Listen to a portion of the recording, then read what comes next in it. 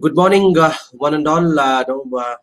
My name is Anbuthambi. I'm part of ICT Academy, and we are very happy to present the season 2 of Sky Campus Digital Knowledge Series, which we started 10 days back with an objective of giving knowledge or giving some specific domain inputs to the educators across India through our online webinar knowledge series in the Sky Campus platform. Very clearly, the objective is to give some industry expert sessions on various topics which are relevant to the current context and for the future. So with this, when we started the initiative, last entire season was dealing on technology for future. We had experts from multiple leading organizations, which includes Amazon, Cisco, MathWorks, so on and so forth. We had close to 10 experts delivering inputs on different technologies. We dealt with right from ML, DL, AI, and robotic process automation and more. So last entire season, every day we had close to 3,500 to 4,000 participants. Putting together 40,000 people attended the last one season. So last one season, we have been also asking inputs from the participants, basically the educators, what we should do for the second season. And based on the inputs received from various educators across India, they said, no, we should also do some leadership session, because this is the time where we should instill confidence among educators, where we should also tell them how the future is going to be. It will be good to listen from leaders of. So with this context, this season we have termed it around the VUCA, because considering all the uncertainty, volatility, and complexity that comes from various reasons like natural disasters, economic crisis, technology leading to disruption, etc. It is currently indeed a VUCA world is what many leaders say. Hence, this season 2 will be themed around leading in the VUCA world, where we will have expert talks of eminent leaders from both industry and government, and also we will have conversation with industry leaders and experts, delivering sessions on how educators, specifically the educators in academia, and also professionals should effectively lead oneself, others, and the organization as a whole in the VUCA world. Definitely this will be a bigger opportunity for educators across India to listen and learn from leaders and take things forward. Today we are happy to present the opening session with 3 leaders. We have our CEO, Mr. Sivakumar, who will be starting this program, and then we have 2 eminent leaders, one from industry, one from the academic fraternity from the government. So we are very happy, and we welcome Mr. Lakshmi Narayanan, Emeritus Vice Chairman and Chairman of Emeritus Vice Chairman of Cognizant and Chairman of ICT Academy, and Dr. D. Anil Sahasrabudhe, who is the Chairman of AICTE. We are very happy to welcome both of you to the session on behalf of ICT Academy and the entire participants. So we are now closely getting to 3,000 participants who have joined in. We will have people coming in the first few minutes of the session. So with this, let me request our CEO, Mr. M. Sivakumar, to deliver the opening. Thank you, everyone. Namaskar. Namaskar. I'm very happy and welcoming you all for this Sky Campus leadership session. And the topic that is given to us, and everyone knows about what's happening today, is the VUCA: volatility, uncertainty, complexity, and ambiguity. I can't see a better time than discuss about this now currently. In 1998, when this word was coined by United States War College, people were talking about volatility of the situation and uncertainty that goes along with that. And there will be a lot of complexity and ambiguity which will go inside, and what is a business leaders and leaders as such has to take care of that kind of a situation. But while going through this pandemic thing that is happening now today across the globe, it's very, very unfortunate that we are now talking about VUCA. But if I talk about VUCA, VUCA considers only negativity. Volatility, uncertainty, complexity, and ambiguity all are negative in notion. But now, in 2016, there is a guy called Bill George from Harvard Business School thought about it a little differently. He said VUCA 2.0. Now, can we talk about VUCA in a different way? with a more optimistic and more positive side of it. Now, why not we call VUCA as vision, understanding, courage, and adaptability? Now, it's slightly changing. Now, what is vision? A vision is a true north. Leaders should have a clear vision. This is where my organization has to go. This is where we'll have to position our organization's vision, mission statement, our objective of the organization, or our what is the life of ours should be here. This is where we are going to lead. This is the first and foremost. A leader should have it. A clear, very well defined medium to long term vision. This is vision. And second is understanding. The leader should have a great understanding of the situation. First of all, he should understand the business. What is his business? He should understand his customers. Who are all their customers? Is this guy has gone to those places? Now, example, for instance, ICT Academy is an organization. We are having around 800 and 900 colleges as our members. As this guy, Sivakumar, has visited those colleges, this leader has visited those places, whether he has understood the pain points of those customers. I'm just giving an example. As a leader should know entirety. Second, as understanding of the employees, the people who are working along with you, the team that you lead. Now again, I'm taking ICT Academy as an example. We are a 160 people organization. Whether this leader knows 160 people, entire 160, whether he knows whether all the people are in the same wavelength, whether this guy goes to all the places, whether everyone talks the same language. So, and what is their strength and weaknesses and opportunities and threats? Whether the leader understands the strength of each and every guy, whether this guy understands the weaknesses of all the people, and where all the threats that are coming in, what is the opportunity in front of them, whether he can navigate the organization to that level so that they can achieve the best results possible. So that kind of understanding should be there with the leader. The third is C, courage. A leader should have a courage and conviction towards achieving the goal. If he doesn't have a courage, kind of a risk-taking ability, a risk-free thing will not work in VUCA world. VUCA, you need to be very clear in your objective and very good vision, and then clear understanding of the situation, and then go forward. I think courage, multiple level contingency plan. Everyone in your chain, in your supply chain, should know what they are talking of. Should know that they are also having empowerment. They need to take up risks in life, and they need to take certain decisions on their own. You need to empower your own next level people, and so that next level people can do that. Whatever that you are talking of is vision, understanding, courage, and adaptability. Then it is a cakewalk. Now I will come to especially on education in general and ICT Academy in particular. I see there are in this VUCA world there are 2-3 important things in the ICT Academy in particular and education in general. I think the way forward is technology-enabled education, technology-enabled teaching. TET is the word that we'll have to really think about it. That is how I think the world is going to go, and every leader has to go embracing technology in a big way, and then go forward and adapting the technology-enabled teaching in every teaching learning process. And I'm very happy that Swayam, Government of India and Ministry of Higher Education under AICTE, Swayam is doing a good job. I think in future, there will be a huge upswing that is going to happen in Swayam platform, and ICT Academy is no far. And now we are talking of Sky Campus. Sky Campus is here to stay. Some 9 years back, we started our Bridge conference, which is a brick and mortar conference. Now we will have Sky Campus coming in very firmly in place.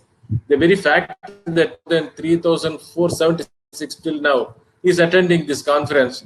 And the last week we had seeing every day 3,000 plus people attending this shows to show that this is here to stay.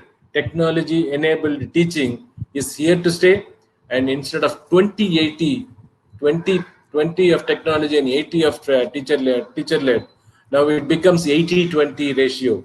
80% will be technology enabled and 20% will be teacher centric. I think that is where it is moving, and I am very happy that AICTE chairman and our own ICT Academy chairman both are here to talk about the VUCA world that they are seeing it from their perspective. And thank you, Anbu, for giving this opportunity. And I'm very happy that we will be passing through this. And then I'm really eager to coming back. It's about 31 days since I visited my office, and I'm preparing to come to your office and work along with you all. Thank you very much. Thank you. Thank you very much, sir, for giving that opening and also giving, I think, a positive contact towards the VUCA name, which we have been. Now, we will move on and we will be requesting our chairman of AICTE, Dr. Anil Sahasrabudhe, to deliver his keynote address from now on. Sir. Yeah, namaskar, namaste, everyone.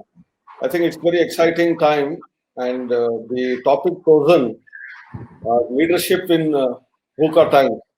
In fact, Sivakumar and Lakshmi Narayanan, great leaders, they themselves have also gone through such phases in their respective organizations and lives, and we will be learning a great deal from all of us. By the way, Sivakumar redefined VUCA 2.0. VUCA itself was defined in 1987, I remember, and somewhere around 2015, I believe, when I was giving a lecture in AIMS. AIMS is a management association, maybe in Chennai itself, possibly, that there was a VUCA conference. Actually, they were also talking about VUCA way back, that is volatile, uncertain, complex, and ambiguous. I told them, yes, the world is like that, but if we reverse the characters and do something differently, I'm sure we are going to succeed on this VUCA scenario. I remember I said ambiguity should be replaced by attitude to change, adapt to the new environment. We have to keep learning, lifelong learning. Second, world is certainly complex, but if we have collaboration, cooperation, and conviction, we will be able to overcome the challenges of complexity. We have uncertainty, but we said we adopt universal human values, and where we are very sensitive to all employees, all stakeholders. That is what is human values, universal. They are universal in nature. Happiness is universal. Everyone wants to be happy. And therefore, if you have that uncertainty replaced by universal human values, the volatility will evaporate and you will lead to victory. And that is how I had suggested way back, I think somewhere around 2016-17 itself. So I think that is where we stand today. And this COVID-19 crisis has once again given us that message that we must adapt, change. We should have conviction, we should have understanding, we should have values and vision. And therefore, if we move forward with that as an attitude of all of us, I'm sure we will be having victory over COVID-19. We will have normal life established again, and we will go back to our normal routine. So I think that is the confidence with which we should move ahead.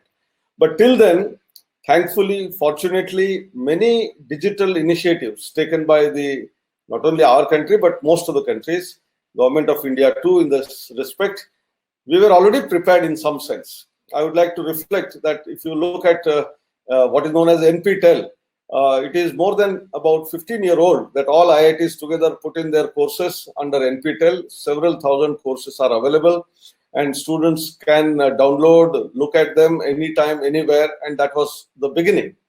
It was also further expanded 10 years ago into virtual labs as well. So virtual labs were again of two types. One was for simulated experiments, where thousands of people, lakhs of people can simultaneously carry on the experiment, and even remotely controlled virtual labs, where if a very high-end equipment is not available in X college, Y college equipment could be used by X college in order to run the experiment. I think this kind of virtual labs also came into existence. Further, in 2015-16, when I joined AICTE, there was a challenge that we must have our own MOOCs platform, like Coursera of Stanford or MIT edX of MIT. So we were given this charge, and SWAYAM 1.0 was created with the help of Microsoft in AICTE, and it is where now today 2,800 odd courses are available.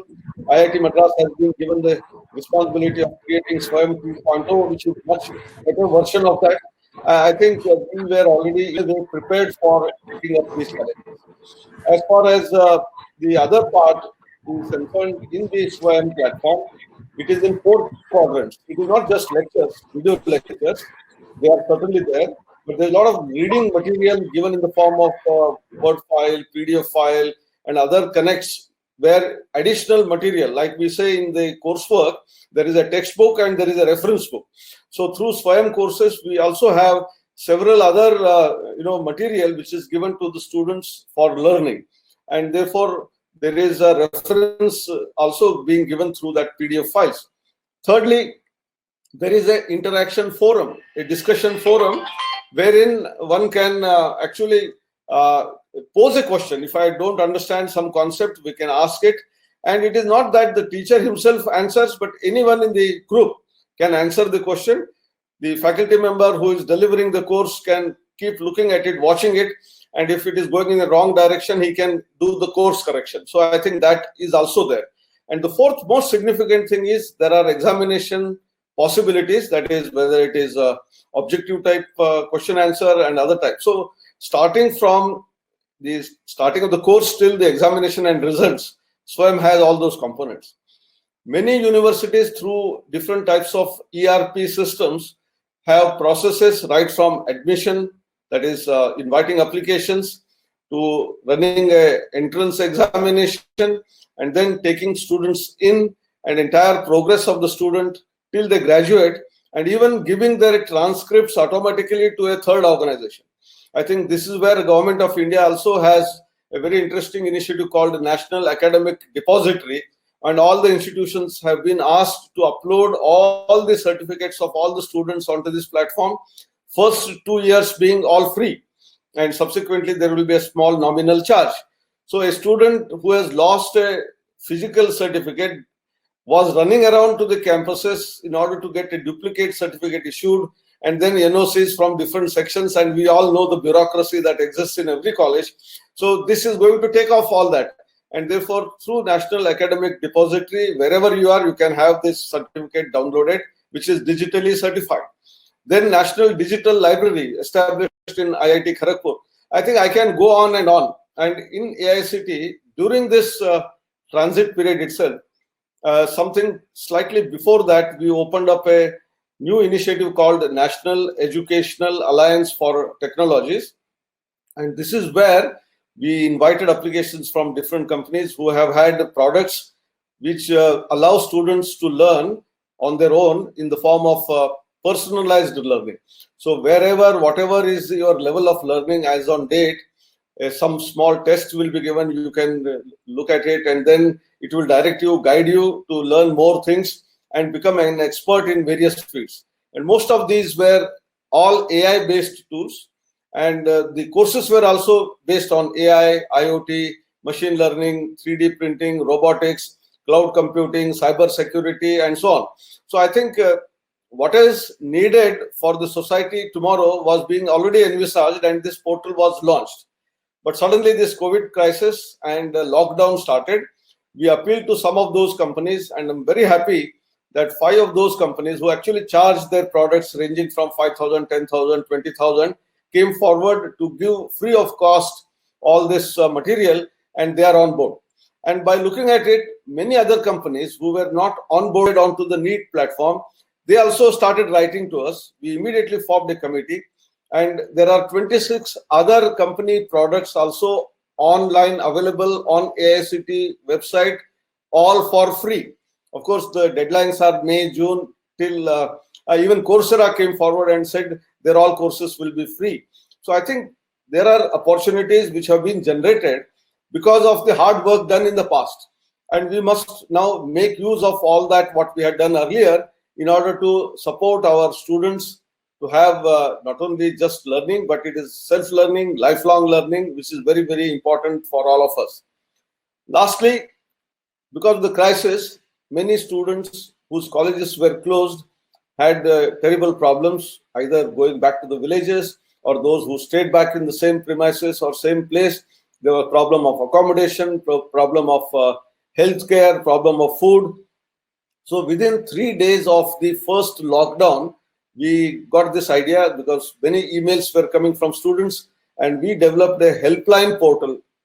Just in 1 day, can you imagine a application being developed in-house by some of our intern students who were also locked down in AICT, and an officer, and we have this helpline where any student can post what is his requirement and where what help is required in terms of 14 parameters.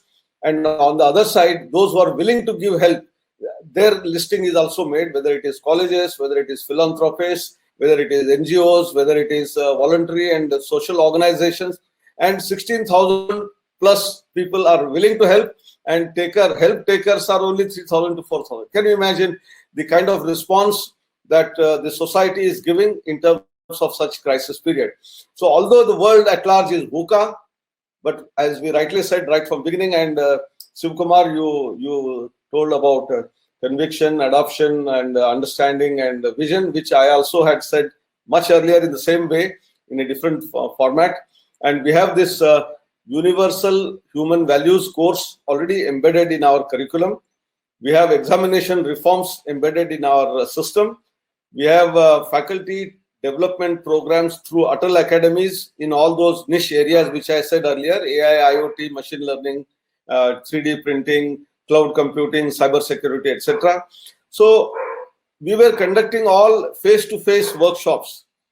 So this gave again an opportunity for us to start doing it on online mode. And we have had several workshops in the recent 15 days time where we have used technology in order to train faculty in various upcoming niche areas. That is number one, that is faculty development programs through Untitled Academies on one side, universal human values and student induction program workshops for faculty, examination reforms for faculty, how to set a question paper which is beyond memory-based learning, that is higher level of learning, understanding of the subject. Then you have an application to a field where you are studying in, application to some other area, innovation. All of this are to be embedded in the question paper, which is what is known as based on Bloom's taxonomy of students' outcome-based learning. So I think we have been doing all that, and I only want that all our institutions thankfully are now attending. I came to know that 3,000 plus people are attending this workshop itself. We should go on and on. And this Sky Campus, which is an upgraded version of Bridge. Bridge was for bridging between institution and ICT Academy. Now from the Sky, we have now Ramayana, Mahabharata serials are also going on. So we have seen those weapons also going. Instead of that, we will provide knowledge, rain of knowledge through the cloud to all the institutions in the country and the world at large. Thank you very much. Thank you very much, sir. It was really wonderful listening to you, and we are very happy. You could give your time. I know, we were told that you have lined up a lot of meetings with various divisions, online, etc. So thank you very much to Dr. Anil Sahasrabudhe on setting the context for this season. So with this, now we will move on to our chairman, Mr. Lakshmi Narayanan. Yes, sir. There was small interruption. Yes, sir. I may please be excused. Huh? Yes, yes, sir. There is a meeting in MHRD on the same topic. Okay. On how we can make the use of SWAYAM most effective, and the credit transfer which UGC AICTE has allowed to 20%. How do we make it forward? And whatever courses are not there in SWAYAM as per the curricula of different universities, how do we bring them? I think it's a very long meeting. Minister himself is taking secretaries there. So I will listen to Lakshmi. He is a great man who has developed a Cognizant to such a level. So I will listen as much as possible, and then please permit me to leave. Yes, sir. Yes, sir. Understood, sir. Thank you. Thank you so much, sir. Thanks a lot for being with us today. Thank you, now Dr. we will move on Sahasrabudhe. to... Just a quick word of thank you. Welcome and thank you. That was a nice address. I am grateful for you taking time out and being party to this session. Thank you very much. Thank you, sir. Thank you. So now I'll request our chairman, Mr. Lakshmi, to address the. Thank you, Anbu, and congratulations on this initiative to both you, Anbu, and Sivakumar.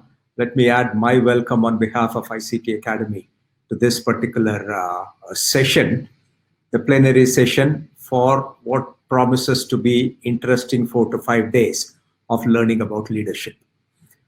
Now, leadership in times of crisis has always been studied.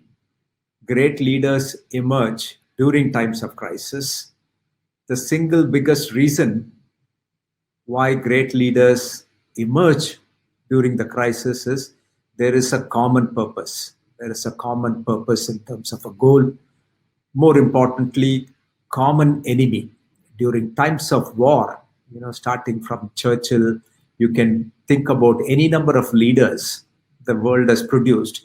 Because there is a common enemy, you rally the entire population, all the people, to think about that common enemy, fight that, and win. And those type of leaders are the leaders who have created and developed this world. And we need to show that kind of leadership in the area of education itself. Our fight against the current pandemic is in safe hands.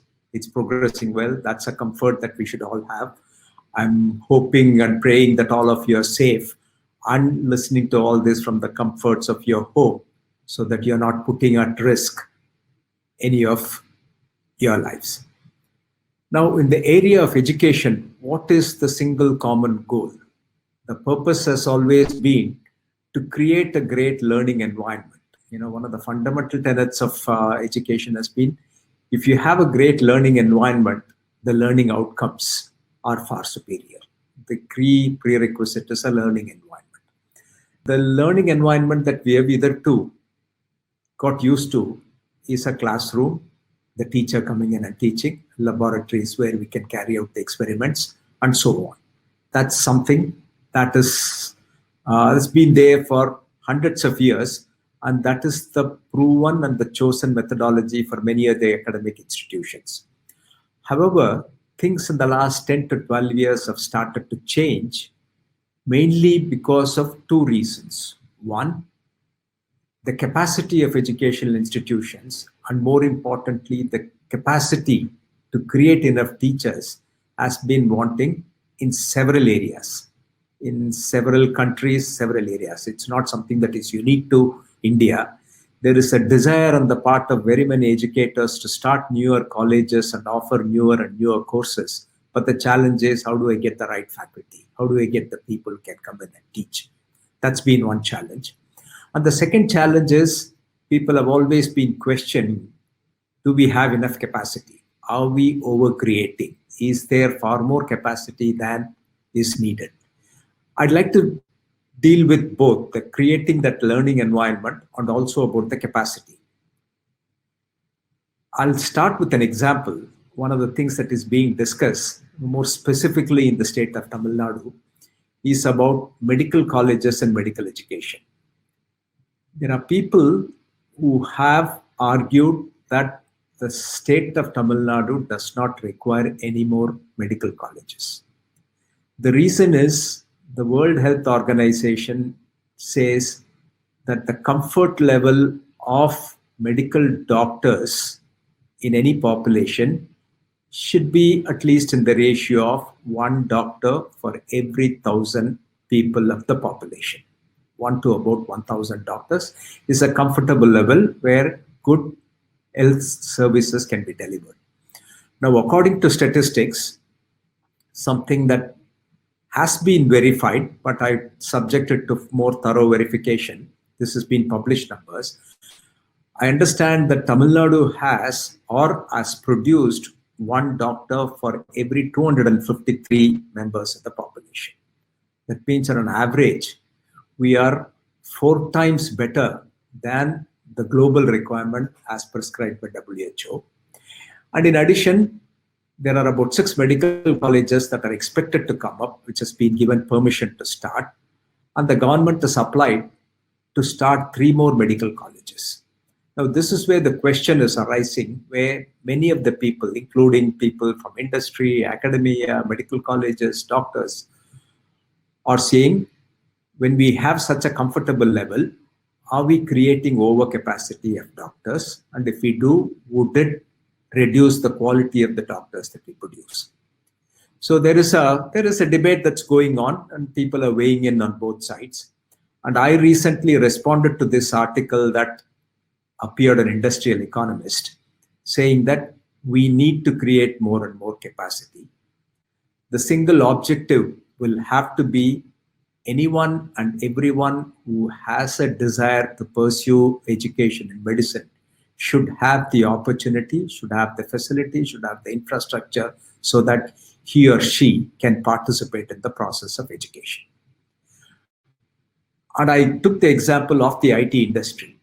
IT industry has fortunately gone through that cycle already. We had areas where we faced intense shortage of professional engineers to come in and work in the information technology and communication industry, which is an industry of the future. So it's an industry which will continue to grow, which will provide opportunities, not just in 2020, but in 2030, but in 2040, and so on. Highly technology intensive. Now, there where education is, where despairing, saying there is so much overcapacity, I'm not able to get sufficient number of candidates admitted to the college, etc., etc. The same argument, I use the same argument that was proposed by education professionals elsewhere in the world. You need to have a big funnel, a big, broad, deep funnel into which a lot of these young minds can be educated, so that the quality of the output at the bottom that comes out is super class, super world class. Look at our example, India. We have been investing so much in engineering education, both by the government and in the private sector, much more in the private sector. Huge funnel. What has it led to? We have leadership in the technology industry globally. We have the third largest ecosystem of entrepreneurship in the technology area anywhere in the world. And the single most important outcome, you look at leadership globally. We have leaders running Microsoft who studied engineering in India. Google CEO studied engineering in India. Reckitt and Bannister, a company that produces Dettol and Disprin and so many other medicine that is talked about today in the current pandemic environment, led by an Indian engineer who studied engineering in Pune, and so on. You can think of so many other examples. IBM, Arvind Krishna, an engineer from India. So the investment that India has made in creating these engineers, we didn't take that narrow approach of I'm producing for the state alone, I'm producing only for our country. We automatically took the thing, if there is capability, if these people want to pursue higher education and go work elsewhere and be leaders, we have created all those leaders. And that's the opportunity that's available for us, even today. And it's an opportunity that we see happening in the medical field, in the area of pharmaceuticals, in the area of genomics research, in the area of coming up with vaccines for the current corona pandemic, and so on. So the argument that I want to propose is all the educators, yes, getting the right people into the colleges and to have them pay for the education, the quality education that you are imparting may be a challenge now. It may keep going up and down, but the mission has to be to educate and to provide degrees and opportunities for every single individual who wants to learn. That will address the capacity problem that we have, not just in India, globally. And that's something that I would encourage all the educators to keep in mind and not to sway away from the capacity or the overcapacity that is available because of unemployment, etc., but continue to provide opportunity for education to all the people. Now, in this changing environment, one of the significant things that's going to happen post-COVID is change in behavior of all the people. be it students, teachers, administrators, educationists, because our thinking is going to be very different. The thinking will be governed to some extent by fear of not just the pandemic, fear of the future. It will be fear of mobility. Am I able to go to the places where I want to go freely and travel and learn and work? And so many questions that go through the minds of teachers and students. This is going to change the behavior of institutions as well as individuals. And one positive change that I see happening is in the area of creating newer learning environments. The learning environment that I talked about at the beginning of having physical infrastructure and colleges and students coming to a single place for learning, which is work which still remains one of the best ways, because learning is not just learning from teacher to students. The teacher learns from the students and peer-to-peer learning. So if you create that kind of an exciting learning environment with the cohorts, there's nothing to beat that environment. But is it possible to create that kind of a learning environment in the digital world is the question that all of us need to think about and address. So I'll just talk about 2 points in creating that learning environment that may be relevant to all of you. I'm sure all of you are thinking about it. And those 2 learning environments are something that is very, very clearly identified and documented and explained in a site called Teach Thought. Thought about teaching is something that is, this group of peoples and professionals are dedicating their time to creating effective learning environments. The first point that I want to make is about, I'll read this out from the passage that I mentioned is from Teach Thoughts. The ability to forge a positive, powerful relationship between a student and a teacher may seem like a difficult task first, but can be accomplished by creating a strong learning environment. Particularly in the current context when many of us may not have the opportunity to have a physical face-to-face contact between the teacher and the students. We know that the learning is not just a one-way process. An effective learning environment is where all individuals involved learn from each other. While students learn a particular subject from a teacher, the teacher learns how to improve her teaching skills and make the lessons more interesting by gaining insights from the students and so on. And it goes on to talk about the 4 key elements of creating a good student-teacher relationship, as well as creating a good environment, which is applicable not just at the school level, but at the college level, university level, etc. Just talk about just the 4 broad headlines, and we'll take up just one of it and discuss a little bit. The 4 timeless elements of strong relationship is 1, consistent communication, 2, an emotionally safe learning space, and 3, mutual respect, trust, and feedback, and 4 is true equity. I'll just talk about this one single item, true equity, and just again read a passage and see how we are presented with an opportunity now. Disparity in learning is a barrier to academic performance. Whether you're talking about technology access to literature, or related socioeconomic trends, equity matters. This extends to the relationship between those leading learning environments, which includes teachers, administrators, professors, vice chancellors, and those being led, who are primarily the students. Creating favorites and focusing on those individuals can create resentment among others who feel marginalized and left out. Focusing equally on all students in class will no doubt lead to a powerful student-teacher relationship for everyone. Now, this is something that has been observed. All of you as educators would have experienced this, saying that we do have some favorites. There are some people who are very active in classrooms in terms of asking questions, participating in discussion. There are some who feel left out. They feel not respected. their ideas not being welcome, etc.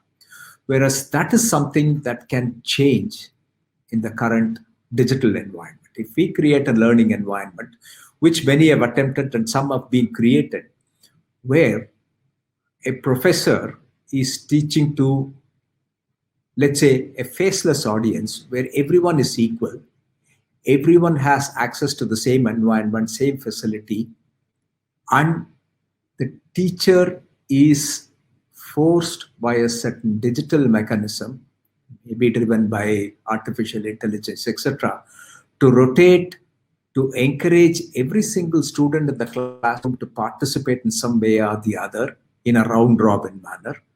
And more importantly, provide an opportunity for the students to work together and collaborate together in this environment where small groups can be created.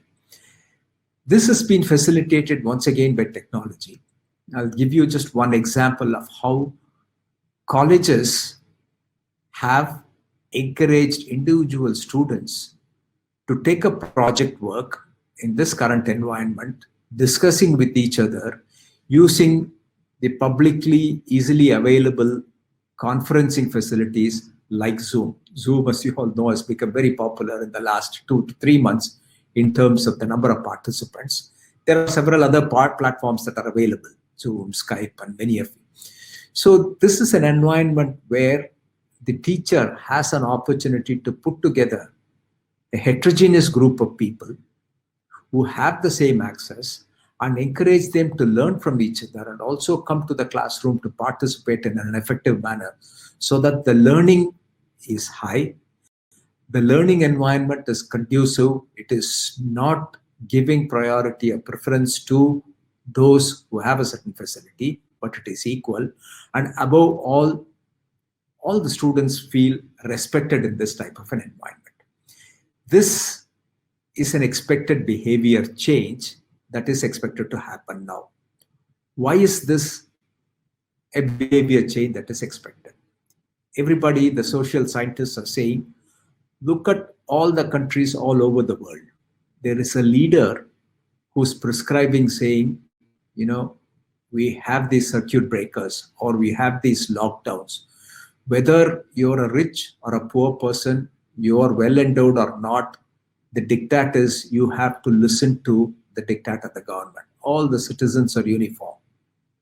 All of them have to exhibit the same behavior because that's the only way we can win this crisis.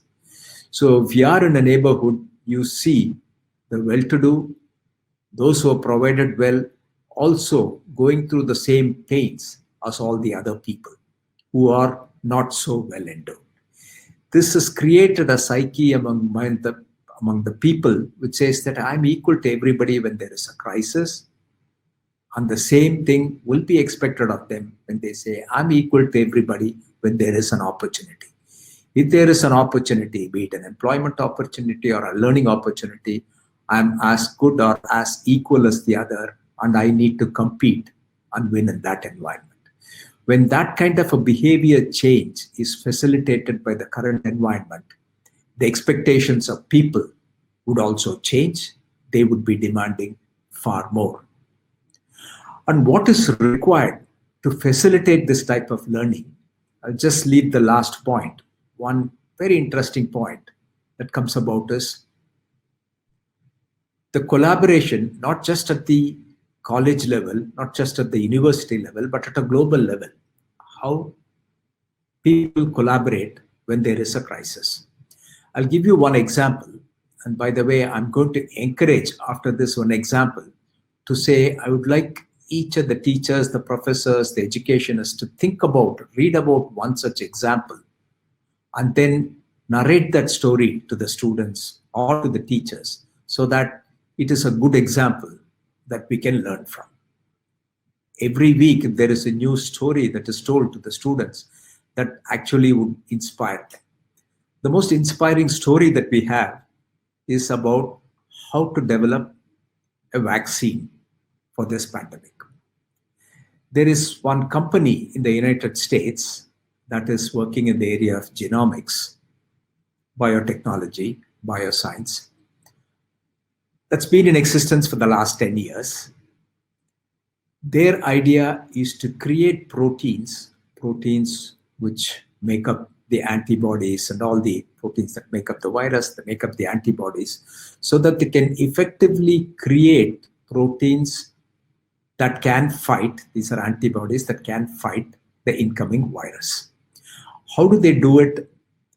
They have adopted an approach where they take the formula, the messenger RNA as it is called, the nucleic acid, the messenger RNA which contains the code to make the antibody or to make any type of protein, and identify that messenger RNA for this particular virus, inject it as a vaccine so that this code, this messenger RNA produces the right type of protein that will fight the virus.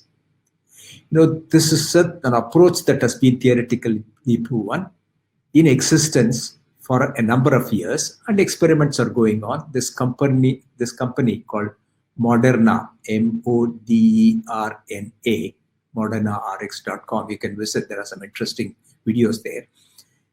This company took up the challenge on January 11th, when the genetic sequence of this virus, the COVID-19 virus, was released by the Chinese authorities. They got it on January 13th, started working on it, identifying the sequence, again using computers and computing and mathematical sciences, to arrive at what is the appropriate messenger RNA, what is the appropriate transfer RNA. And after working through all of that, after a few trials on animals, now that company is ready with an mRNA or a vaccine that can be used on human trials.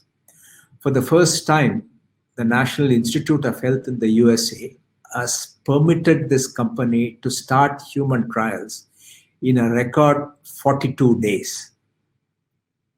Fantastic story.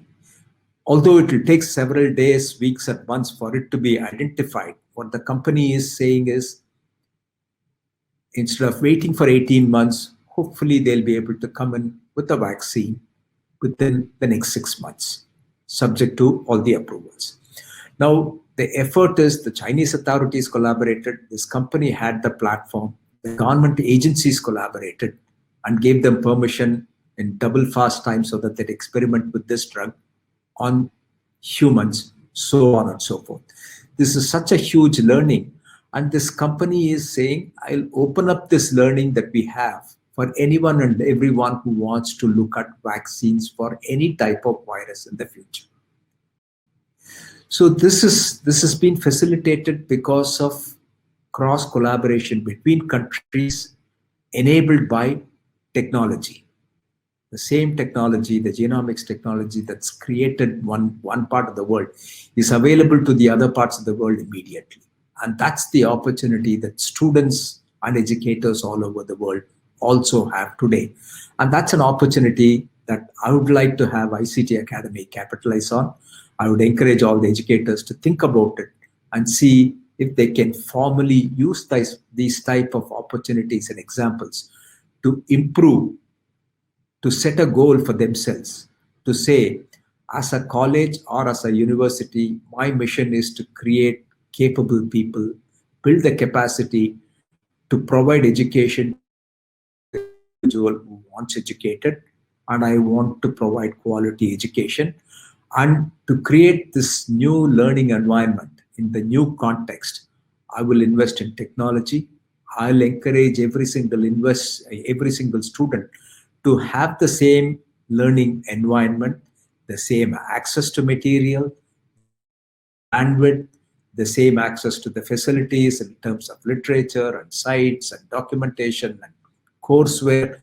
Everybody is there so that there is equity, and I'll allow access of my teachers and professors in the same equitable manner, every student, so that I create students who come into this new world with a different mindset, with a progressive mindset, and with the goal to conquer what is to be conquered. I wish you all the very best, and thank you for joining in on this video speech. Thank you. Thank you very much, sir, for your wonderful session and wonderful and inspiring session. In fact, while leaving just now, our AICT chairman had sent a message. Lakshmi Narayanan, it's wonderful. Most important thing is the positive and strong bonding, understanding, and empathy between teachers and the taught. He was mentioning about the Guru Shishya Parambara, and he had also mentioned we are now reinventing the new habit and the new culture. And you rightly touched upon the new habit that is coming on. While ICT Academy, when we started few months back, when we started this largest learnathon of India, that time it was very difficult to bring people to come and learn online. But today the situation is altogether different. Every session when we do the Sky Campus, we in fact our capacity is only up to 3,000. Then we extended till 4,000. Today we have 3,916 participants currently live on Zoom, and we are looking at many people right from educators are joining, and they've also made every college. They've been asking sessions online. Now every student is coming online. So looks like this culture itself is a new habit, a new culture which is coming, and I'm sure the future is going to be different, as you rightly said, sir. So thank you very much for your wonderful session, and it's a good start for our season 2. Thank you very much. I'll sign off now. Thank you very much, sir. So I'll request our CEO if there is any final remarks to be made. Thank you so much, Anil. Thank you for all the participants, 3,940 participants. Thank you very much from the depth of our heart. We are signing off from ICT Academy, and we are there with a very clear instruction, very clear notice, and very clear news that ICT Academy is here to serve you all. And with the technology-enabled teaching that we are talking of, we will be touching each and every teachers and students across the nation and ensure that the teaching learning process has envisaged by our chairman of AICTE, that it reaches in a very, very seamlessly beautiful way, and then reaches the students ultimately, and the students get benefited out of it. Thank you so much once again. I'm signing it off. Thank you very much, sir, and thank you very much, all of you. Thank you very much.